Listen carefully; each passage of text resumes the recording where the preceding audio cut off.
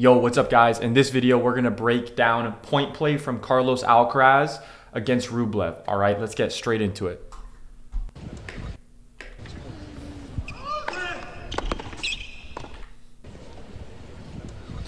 So Alcaraz serves down the tee. Let's take a look at Rublev's return footwork. So he takes one step forward, kind of like a gather step, then he goes into a split step. He split steps. He goes and takes a step out to the side with his right leg, his right foot. He pivots his toes to the right side and he pushes off the right foot. And let's see the timing of when he pushes off. He pushes off the right leg. He makes contact. Then the left leg touches the ground. You can clearly see it. You can clearly see it. The left leg touches. This is a commonality that you're going to see with all of the top returners. They literally do this almost every time that they can, right? So this is something that you can immediately apply and check your footage and see, do I do this or do I not? And you can improve that literally today. Let's keep going.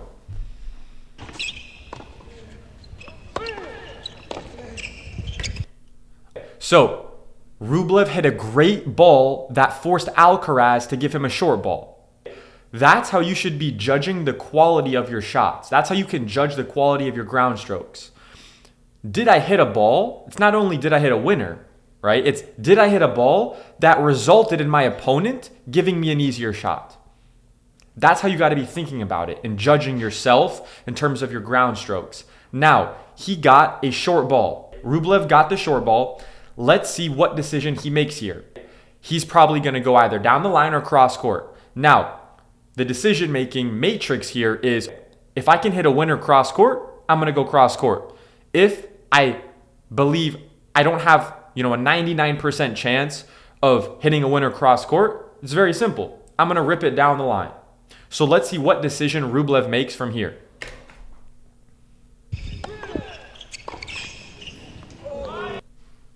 So he went cross court and really pulled the trigger on the cross court ball. That takes guts because Alcaraz was already in that corner.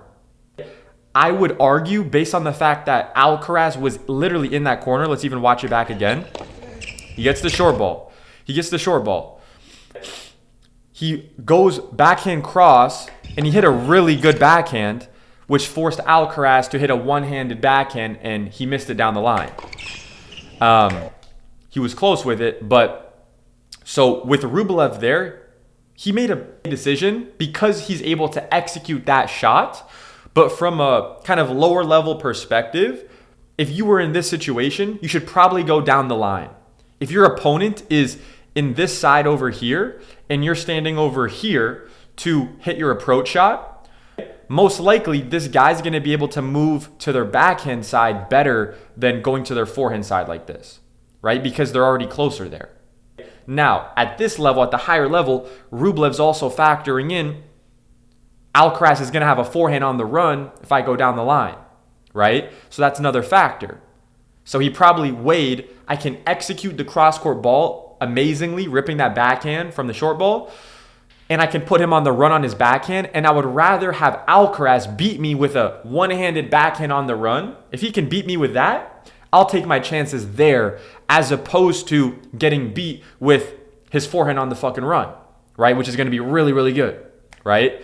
So that's kind of the decision-making process that you can kind of go through for yourself. And let's keep going.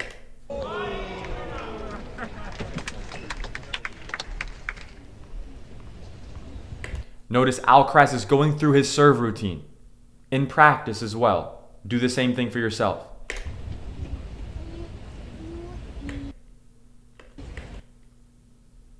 Notice how Alcaraz positions his right foot directly under his body, which is going to help him get a more vertical component driving up on his serve.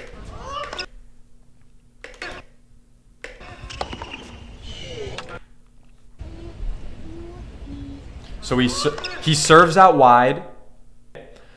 He breaks the sideline. Look at where Rublev is returning. Rublev took risk on that serve, return, and went down the line. Now, Was that a good decision or was that a stupid decision? Let's actually break it down. So oftentimes lower level players, they're coached this, and it's not wrong. It's actually good when you're starting, which is you're at a position, you're outside of the court, go back cross court, right? Maybe spin it a little bit more, hit it a little heavier, go cross court, give yourself time to recover. That's all good. That's great. But that's kind of rudimentary first level stuff there. At a higher level, there's different ways of taking risk and weighing risk and reward. So here you have to break down at a higher level. Alcaraz hits a great serve out wide. I'm on the stretch, right? And let's say I get the ball back cross court. Positioning wise, because I'm so freaking far out wide, my opponent, Alcaraz here, is going to be able to, even if I make that ball, because of my terrible fucking positioning here, I'm basically going to have no chance of controlling the rally, the rest of the rally. So maybe Alcaraz misses, whatever, but odds are I'm going to make that ball back cross and he's going to still dictate to the other side, and now I'm on the run. He's probably going to come to net and I'm toast, right? So start seeing kind of the bigger picture of kind of the next chess moves that are at play. So the reason why I'm mentioning that is because once you know that, now it's like, well, if that's what would happen if I realize I'm out of position and go cross, what's the alternative? Well, why would I go down the line? If I go down the line, isn't he just going to be able to go cross court and, put me on the run? 100%. If you just guide the ball and get it back. So the decision making there is whether when you're far out, when you're out of position, like in this situation, the lesson is at a higher level, you have to learn to take calculated risks. Sometimes that might look like literally like almost like slapping a ball cross court, like hitting it bigger, taking some risk to make sure that I would rather make a ball that is like actually going to keep me in the rally rather than me just prioritizing consistency. Whereas at this level, it doesn't even matter because even if you just get that ball back, you're going to lose off that next shot. So it actually makes sense to take some more risk here. Now, even if Rublev rips that ball back cross, like hits it huge, Alcaraz is good enough. He's going to be able to just rip it to the other side and Rublev will be toast. He'll have no control. So kind of here, the only way for him to kind of have control over the rally here and gain that control and have the best chance of success in this rally is actually taking that decision, making that decision and going line here. So at the surface level, it might be like, oh, that's a bad decision. He's just, slapping the ball down the line. But there's actually a real reason why strategically this type of risk taking is the best chance of him winning the point, right? You could argue it might not be the best chance of him making the ball, right? He could probably have higher percentages if he just went back cross court with some more spin. But what's the benefit of that? How is that going to benefit him in the rally? Alcaraz is just going to put it away to the other side. So he has to take some risk and realize, wait, I'm in this position. He knows kind of what would happen if he goes to this spot. So he takes calculated risk. So this is some of the higher level strategy stuff that it starts becoming more prominent higher level in juniors and then especially D1 and then obviously with all the pros. Oh my gosh, why is this fucking thing glitching? Oh my gosh. Why is it doing this, bro?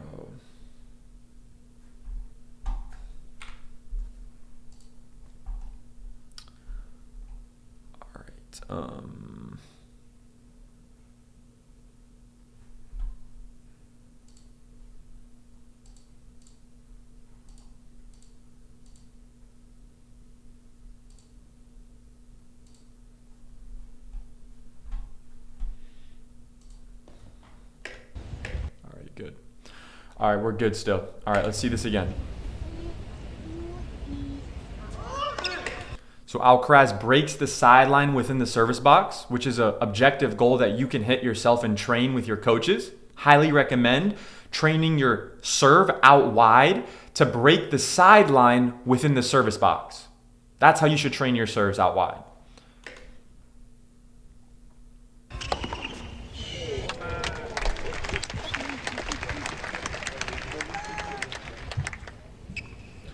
All right.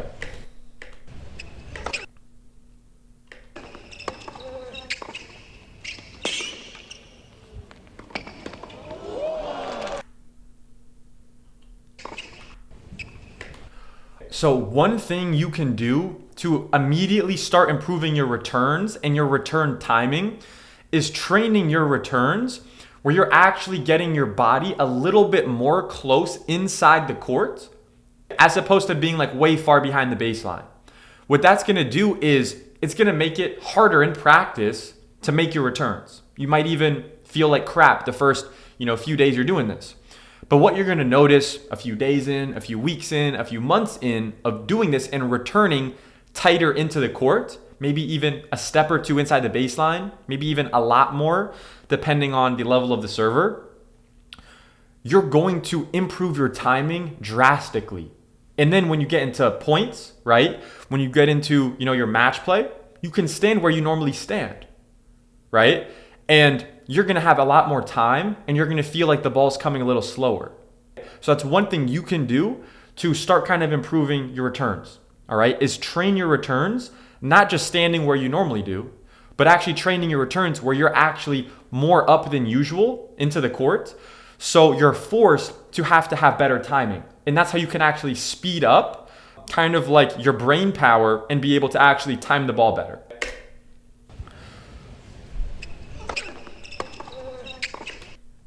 Notice how he went deep middle for his return.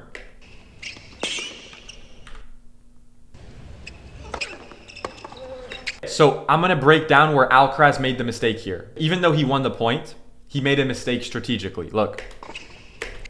So the ball, Rublev did a good job actually of keeping that ball below the net. So because the ball's below the net, I kind of get why he's going cross there.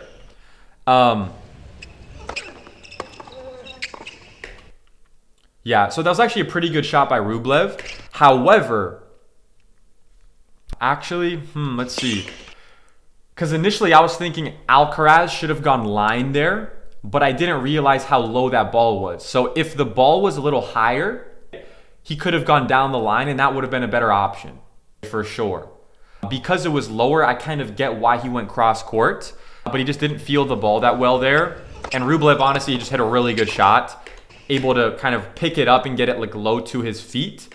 I still think Alcaraz, his job there, when he saw that ball floating and coming to him, is your job is, I got to catch that ball before it drops, so I got to really close in tight, right? And make sure that, because like I said, strategically, I wanted him to go line there. But to do that, you got to catch the ball a little higher.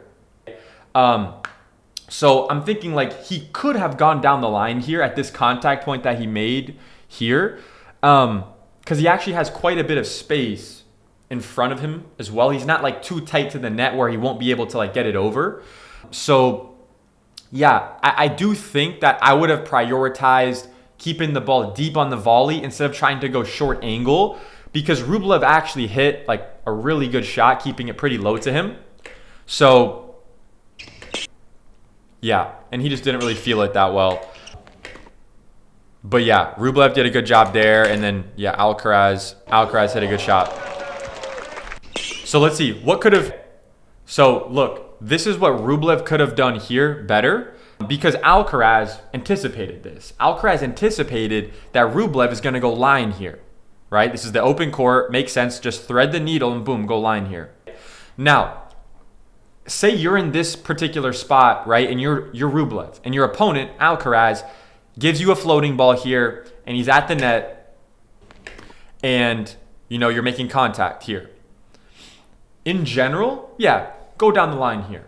However, if you're playing somebody who moves fast and has good anticipation skills, like let's say they're, I don't know, above a 9 UTR, 8, 9 UTR, depending on their age and stuff, but in general, let's just say they're above a 9 UTR, and they're starting to kind of learn some higher level anticipation. Another method that you could do here, like if I was concerned about this dude might be able to do some type of reaction play like Alcaraz did here, it's very simple. I want you to take a guess. What should he do? What should he do here? What Rublev could have done is Rublev could have ripped it right at Alcaraz's chest. That would be a very difficult shot to execute, right? Maybe he makes a reaction play and can still get it back, but that is a surefire way to make it almost undeniable to win the point, where you just crush it right at the guy's chest. And that's a totally legitimate shot, no matter what anybody says. All right? Totally legitimate shot strategically to rip it right at your opponent's body. So that's what you can apply for yourself.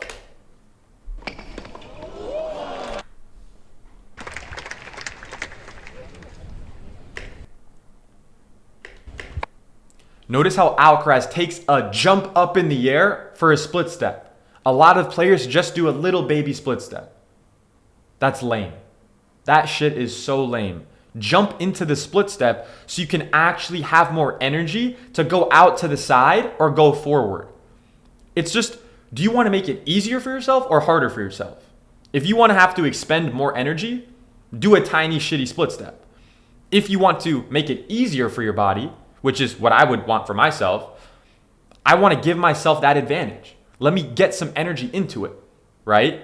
And that's something that is such a low-hanging fruit for players that when I see players not do a proper split step, I'm just like, dude, number one, your coaches are fucking up. But number two is like, are you really taking your game seriously, bro?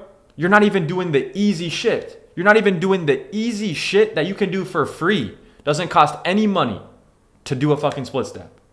So why are you not jumping into the split step? Why are you not doing that? Maybe you weren't coached on it. Maybe you're just not having that habit being reinforced. Maybe you don't even think it's necessary. There's an argument for that. But I just don't think it's that strong. I would rather you develop it like that, have a massive split step, and then look, yeah, then you can dial it in. You don't have to do a massive jump every fucking time. But if you don't go through that process of learning that and developing that, and you can even see here at the highest level, this is what he's doing. Don't do it because Alcaraz is doing it. Do it because it's the right thing to do for you. And just by the way, side note, Carlos Alcaraz does it too, bro. Right? So think about it. And take a real look at yourself. And ask yourself, when I'm in the short court warming up, am I doing a split step? When I'm rallying from the baseline, am I doing a split step? Or am I just being a lazy bastard out there? Ask yourself that. Be real with yourself.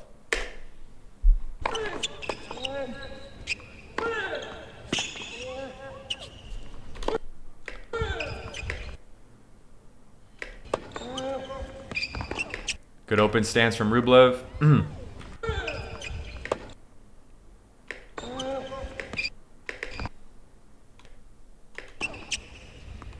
That's a good miss. That's a great miss. If you're Rublev there, that's a great miss. He just missed it a little bit long. That's just an execution error. He did the right legs. Maybe he tried to hit it a little bit too flat, but I mean, he makes those. So that's a great error from Rublev there. If you're his coach, this guy over here, you got to be positive about that.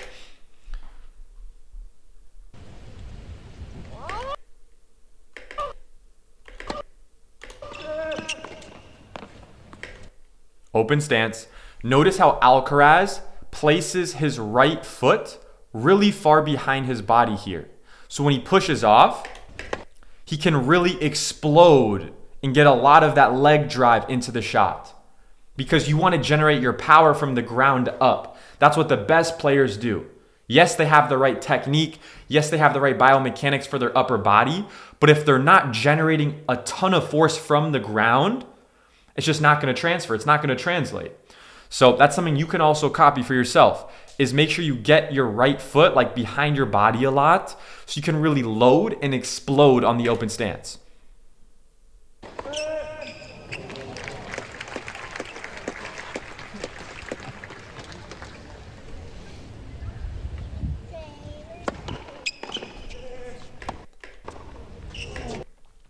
Textbook play right here. Let's take a look at this play. Rublev serves out wide. Look at his shoulder, elbow angle. Rublev's shoulder, elbow angle is oriented this way. What you can look for your own serve is, see, do my shoulders replicate this? Do I see my chest? If I take a camera angle from the back view, would I see my chest? Right? Would you see your chest a little bit like here? Or are you more like this? Or are you more turned? So you can check that for yourself. And see if your shoulder angle like this, your shoulder, elbow angle is tilted here, or if it's flat in a line like this. Flat in a line like this. The shoulder, elbow angle is like this slanted, or is it more flat here? And that's something that you can start to modify technically on your serve. So he serves out wide, Alcaraz returns, and notice how Rublev doesn't take 20 steps back to try to give himself more time. He stays tight to the baseline, little inside the baseline, because he wants to take time away from his opponent. Because if he takes some steps back and just hits the ball down the line like he would have here, Alcaraz would have for sure been able to get to that ball. So the lesson there is, what you can replicate is you hit your good serve, let's say it's out wide like here, you hit your good first serve, stay tighter to the baseline on that first ball, that serve plus one combo, that will help you execute it to a higher degree, assuming you can time the ball and all of that, right? So Rublev does a great job of actually, I want to show you one more thing technically that Rublev does well too. So one thing that Rublev does really well on his backhand technically is he turns his shoulders so he can show his opponent his right shoulder blade. If you can see here, Alcaraz can literally see Rublev's back. So when you're training with your coaches, ask them, hey, when I'm hitting my backhand, can you see my right shoulder blade? Can you see my back? That's a great cue that your coaches can apply for you right now. Now,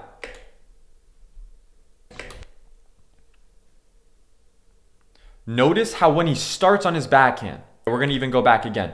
I'm going to show you another concept technically, all right?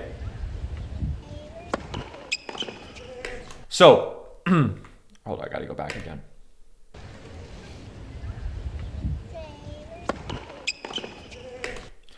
So one thing technically that you can replicate on your backhand that Andrei Rublev does is very simple. Look at his left elbow here. You see how his left elbow has a little bit of bend in it. His left elbow has a little bit of bend, all right? By the way, I'm looking pretty jacked right now, but so his left elbow has a little bit of bend in it. Now, when he goes to the ball, his left elbow goes from bent like this, and then he straightens the elbow as he goes to the ball.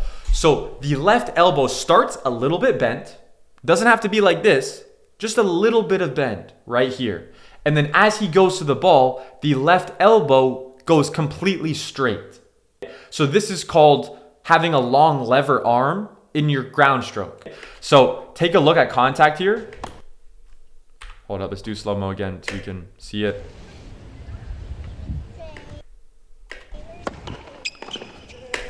Bent. Look, it's already straight. So I just want to get it in slow-mo one more time so we can see it.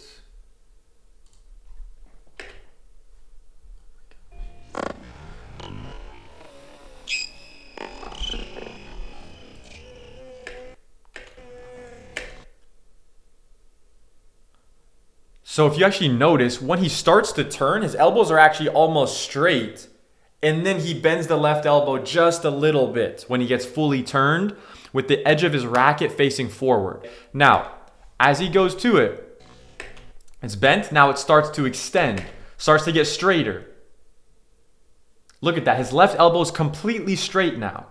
He goes from bent to straight. It's completely straight at contact. Look at it.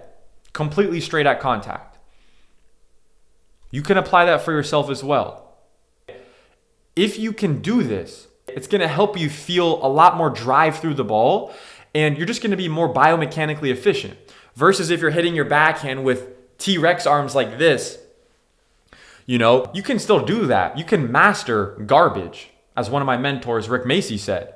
But imagine if you could get your arms more extended at contact. You're going to have a longer lever which means you're going to get more force into it. So that's something you can replicate for yourself too.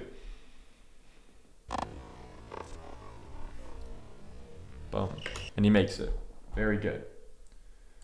Very good. All right, let's continue.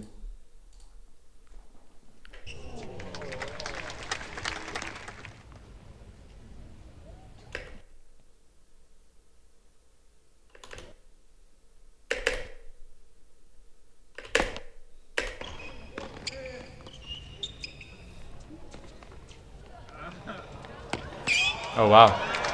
Good wheels from Rublev there. But let's talk about this shot here. I want to talk about the pickup. So here's how you technically do a pickup. Here's how to pick up the ball when you do a half volley correctly. So notice how what Rublev did, and we're going to slow-mo this.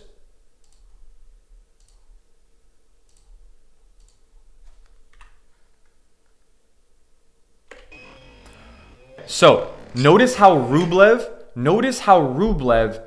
gets his racket. He lines it up basically right on the ground. So he first puts his racket, boom, right on the ground, and then he goes up. It's a pick up, pick up. So look at how he gets his racket level, not tilted forward, not tilted up like a slice, level. Look.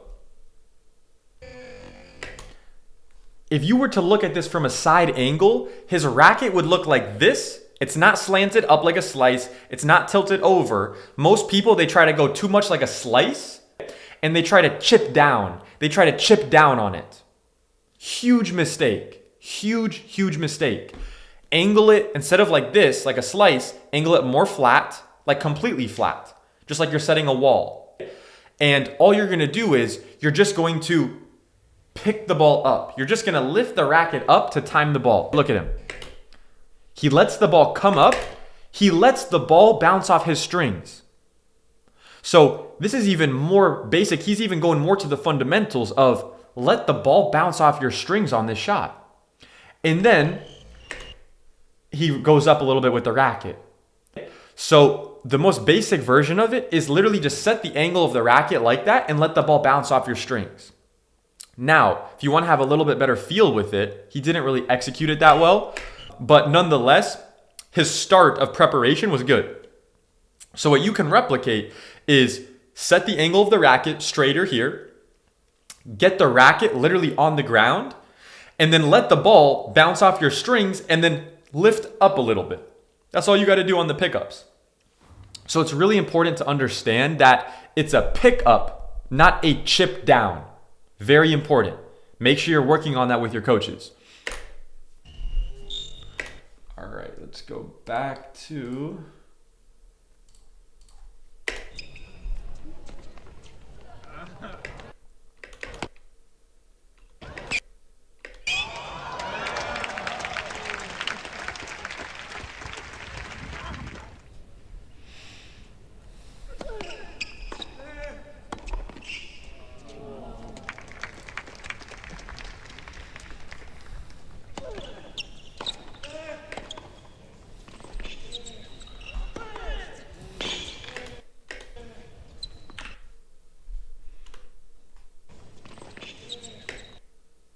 Notice how Rublev keeps the left hand on the racket until the ball bounces.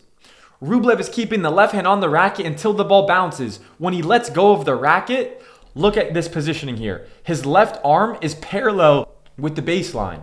His left arm is parallel with the baseline. His racket head is above his wrist. His right elbow, he's airing out his right elbow so his armpit can get some air. He's not tight in like this with his elbow. He's up here, his elbow is up more, and his racket stays on the right side of his body. These are all checkpoints you can check for yourself as well. It doesn't mean you have to do everything just like him, but if you're trying to figure out how can I get better biomechanics, look at your video and see, do I hit these checkpoints? I promise you, you can totally practice this enough and master this for yourself. You're literally in control of this, of how you move your body. It might take some time to be more consistent at making it a habit, but you can totally replicate these checkpoints here. Literally today, you can make a decision I'm going to keep my left hand on the racket until the ball bounces. Or you might say, oh, I've been doing it a different way for a bunch of years and it's been... But that's why you're fucking stuck. That's why you are where you are. Because you're not continuously evolving your game and you're not taking full ownership of small things like little technical things, right? If you're not where you want to be, why are you not optimizing your technique so that you can hit a better shot? So you can be more consistent with your preparation. Like it's just a no-brainer, right? That's why also like as a coach, if you can master being able to translate the modern ATP style technique to players, that's a very high leverage activity for you. That's what clients will pay you top dollar for. All right, let's get back into it.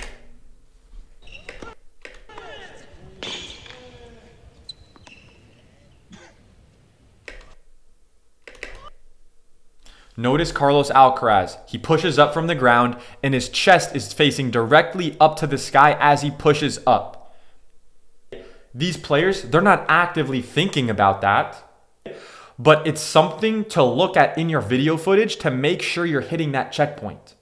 Because if you don't, if you're going up to your serve and your thoracic mobility isn't going up, right, like this, and your body isn't letting you do that, right, from the upper back, the thoracic mobility, you're not going to get as much power on your serve as if you did, right? And I've also done this for myself. I used to not do it. I learned from a coach at IMG Academy, referred to as the serve doctor, and he was looking at my footage and he was like, dude, your chest angle is dog shit. He didn't say that specifically, but essentially that's what he said. And I was like, dude, what is a chest angle? I've never heard that. I've trained at some of the best academies in the world and no one ever told me about the chest angle, right? Which is crazy. And it was a huge shift for me because I understood, he actually made it make sense because I tried it. I looked at all the pros of the serves I want to be like, and I'm like, oh my gosh, they're doing this. And I'm not. And I've had no coach ever tell me to do that before that time, right? So there's always something to learn, guys. And for you, maybe it's this. Maybe it's this. Maybe today it's implement the chest angle on your serve.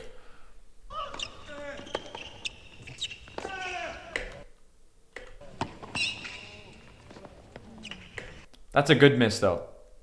He went cross court. He missed it a little bit deep. That's a good miss from Rublev.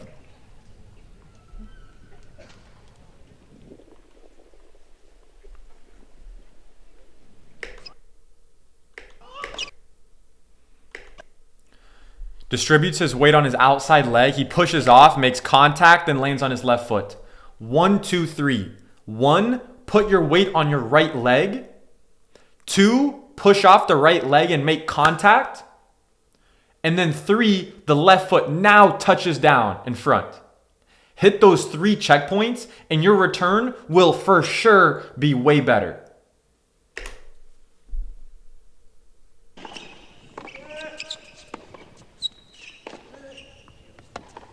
Good open stance. Good cross. Cross court, go cross. He went line. It's wild. Look, look, look.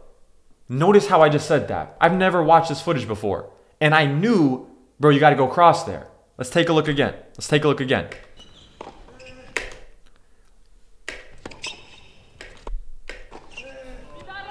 Yeah, so let's go back actually to the beginning of that point. I want to see how it started. Served out wide. Rublev goes to his backhand, cross. Rublev goes cross.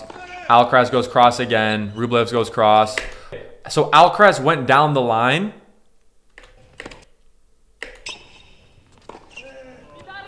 Yeah. So look, maybe he's just trying to go to Alcaraz's backhand. He doesn't want to hit it to Alcaraz's forehand. I get that. But strategically, you're going to leave yourself open for wounds like that if you go back down the line there. Maybe it's he just wants to go to his backhand. But what Rublev could have done there is Alcaraz goes down the line and he didn't execute a really good shot. At the pro level, that's a pretty shitty change of direction, in my opinion at least.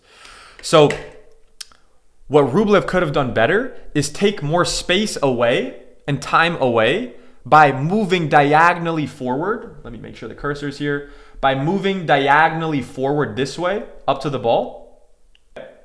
instead of just moving laterally, because now you're giving your opponent more time to react. All right. So here, what Rublev could have done is just go cross court, and then from there, then you can figure out a time to go down the line. But the shot that he hit down the line actually kind of exposed him in a big way. And I'm surprised Alcaraz didn't go cross there, but he went really good shot down the line, and yeah, went behind him there, which is a good play by Alcaraz.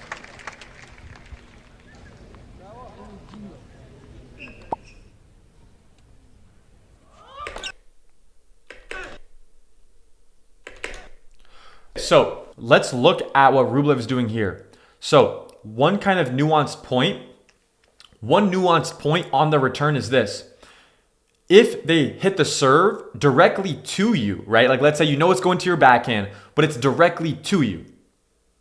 You don't need to take a step out to the side with your outside foot.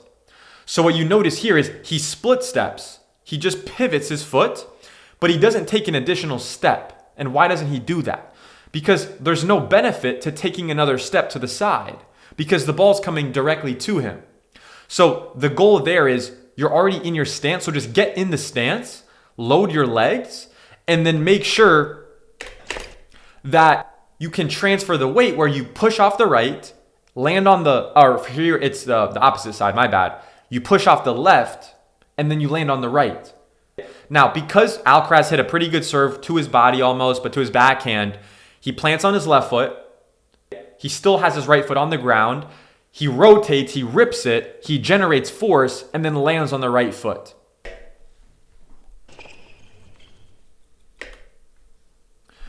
So it's interesting.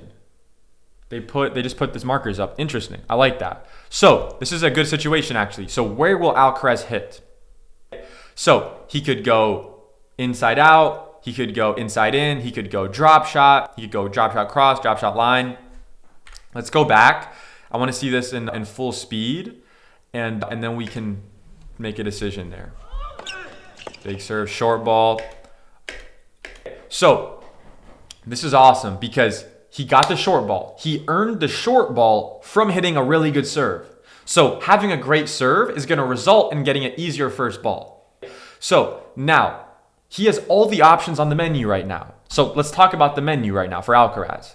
He's got option A, B, C, D, E right here, right? He can go to any of these locations.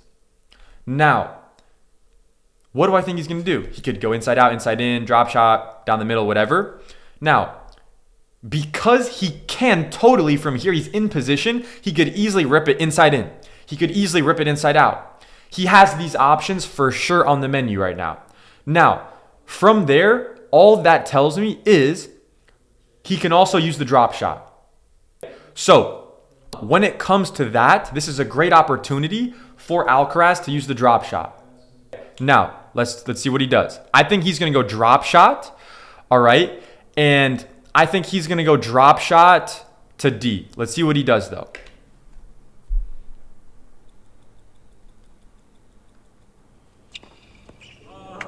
Interesting. That's a good shot. So he faked. Yes, he's going to rip it. He changed the grip. He's now showing his opponent that he has a continental grip.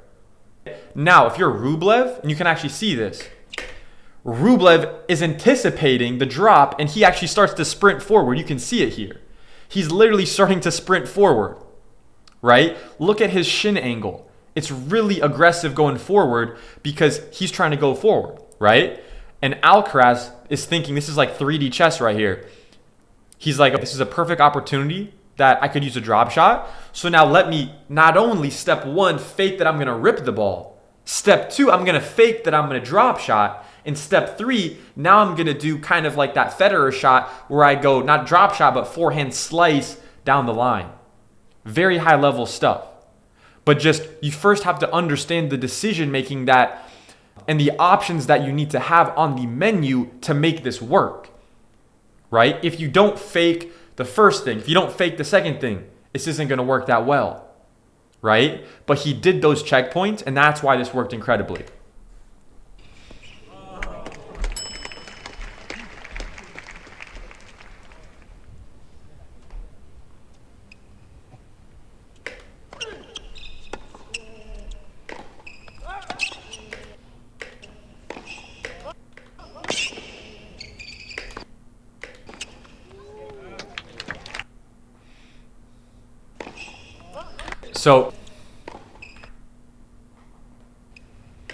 So we're going to break down even higher level strategy here of how Alcaraz could have given himself a better chance of winning this point here. Even when it was kind of like he gave the guy a really floating ball and he has no chance. Here's how you can make a decision to increase that chance.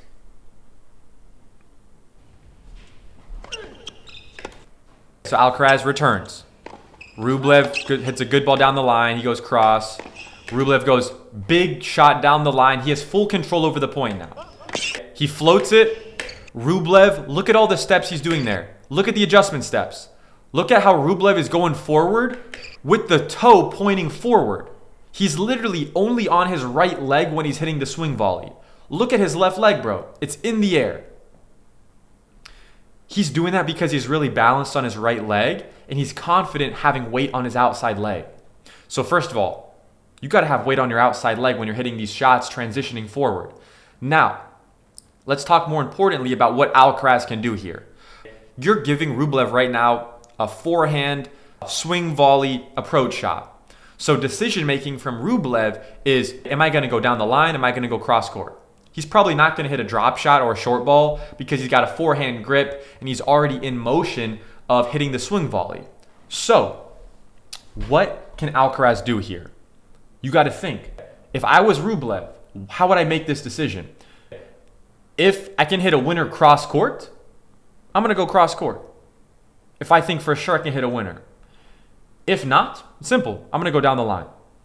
Based on the fact that if you're Alcaraz, I'm standing right here in the court. He has the entire court, cross court open, and it's a high floating swing volley, which is one of the most aggressive shots you can hit. And he's making contact way above the net. So he can basically do whatever he wants here. You have to anticipate, dude, he's going to go cross court for sure. Right? So if you're Alcaraz, at this moment, you have to anticipate and make a guess.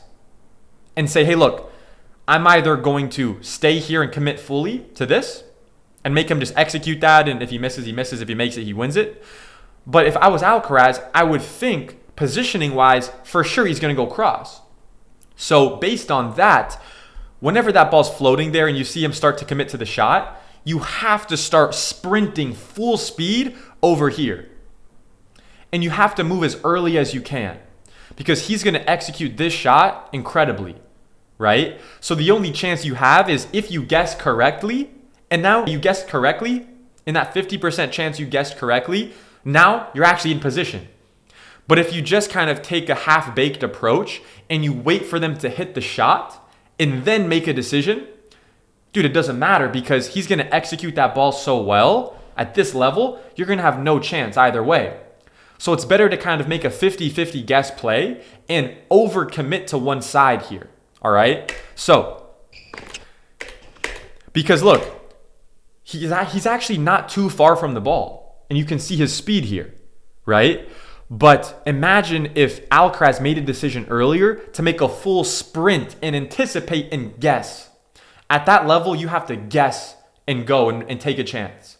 And then you'll get better at anticipating. You'll get better at, wait, maybe I shouldn't have gone this early, right? But the first step is guess, and then you can adjust. Guess, full sprint, full commit to one side, so you at least have a chance at that side, right? So this is higher level stuff here. It's very nuanced. But that's something that you can also apply when you give your opponents short balls that they're going to be dictating on, where they can basically put the ball away, all right? Because more often than not, they're just going to hit a winner on you and you got no chance.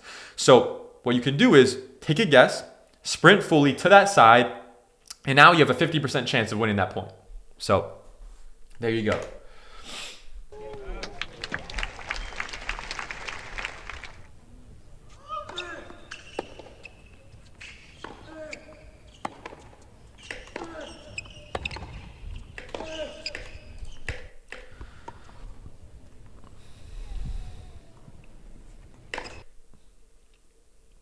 Notice how he takes a little, he split steps and takes a step out to the right. Look at this. Notice how Rublev is literally applying what I just said, I just talked about. He gives a really short ball and he's guessing. In his mind, he's like, Alcaraz could probably hit a winner cross court here with his forehand, which is inside out, but it's still cross court. So I'm going to guess here. And at least because I'm moving early, now I have a chance. Now, if you're Alcaraz, you're going to wait for Rublev to make a decision of where he guesses and where he goes, which he should still do that. He should still do that. And then you go to the other side. So you see he goes one way, boom, go to the other side. Let's see what Alcaraz does. That's what he did. He waited. Rublev, you went here. I'm going to guide the ball and go here. Placement shot. Notice how he didn't crush the ball. Because he understands strategically, I just got to wait. High-level players are going to guess and go one side. And then boom, I'm going to place it to the other side. This is stuff you can apply in your junior tournaments, but you can literally apply this, and it's even more important at the higher levels. Literally at the pro levels. This is what these guys are doing specifically. So apply that strategy to yourself.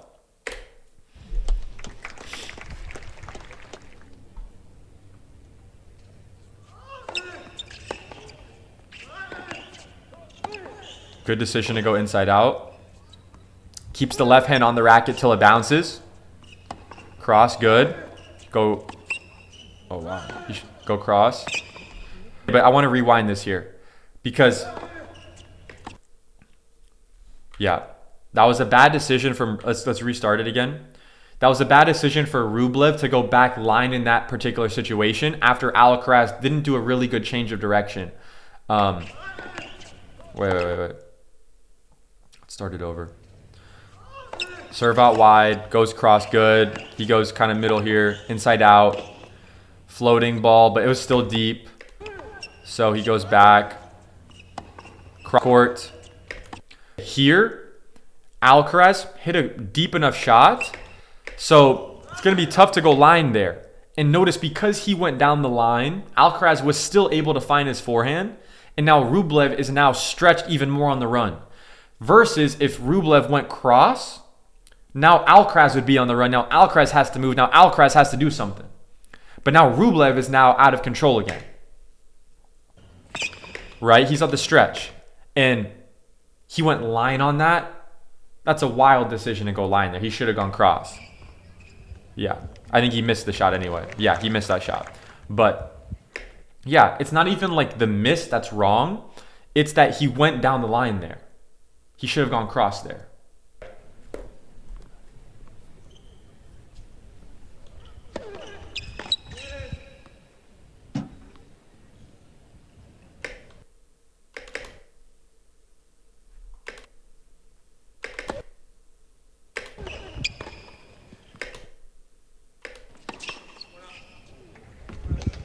Wow. It's a short ball. Big cross court ball there. It's good. Out wide serve. Nice. Yeah, if you're Alcaraz there, look, let's see here.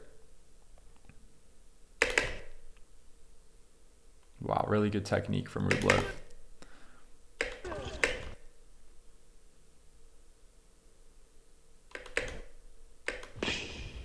It's interesting. I mean, I feel like Alcaraz maybe could have tried to keep two hands on it and go with the two-hander, but maybe it was just too fast for him.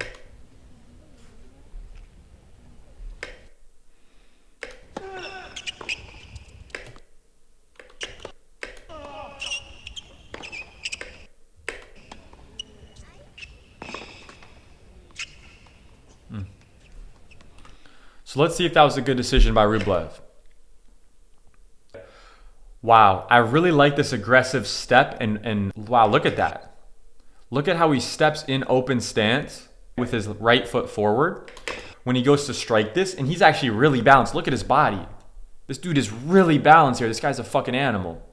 Look at this, super balanced. And look, he just clipped the net a little bit, but he was actually in position there. It's pretty impressive.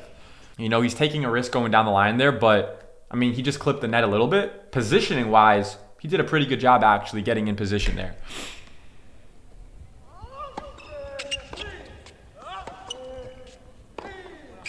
Wow.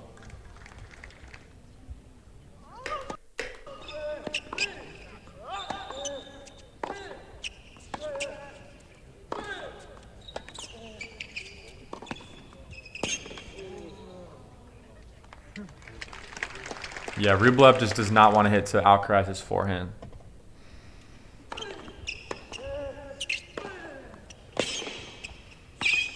Oh my gosh.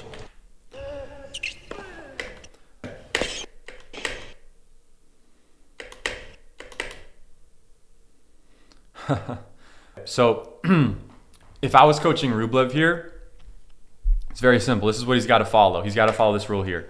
So he serves, hits a great approach shot. He's coming in. Very simple. You got to keep your legs a little wider as he's coming in, but you want to time it, take little adjustment steps, find the outside leg, push off the outside foot, all right? And yeah, that should have been a backhand volley. And you see how his legs are more like kind of closed here? He should keep his hips more open. It's going to make it easier to be versatile going either way on the volley versus his hips are closed off and he's trying to hit a forehand volley like this, right? I mean, very difficult. Yeah, that's just interesting decision to go forehand volley there.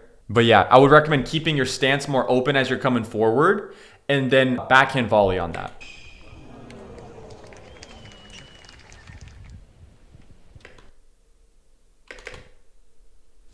Look at Rublev's aggressive chest angle here. Look at that. He's pushing up. His chest is pointing directly up to the sky.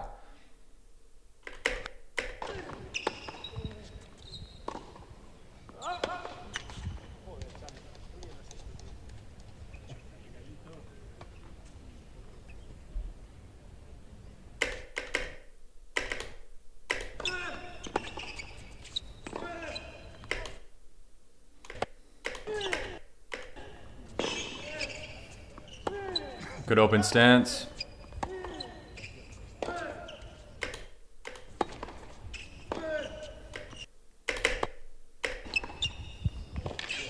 Wow. All right, let's do one more point. Who's coming in the job? All right, sweet. Well, that's it for this video, guys. If you have any questions, let me know. Drop a like, comment, subscribe, and yeah, I'll see you guys in the next one.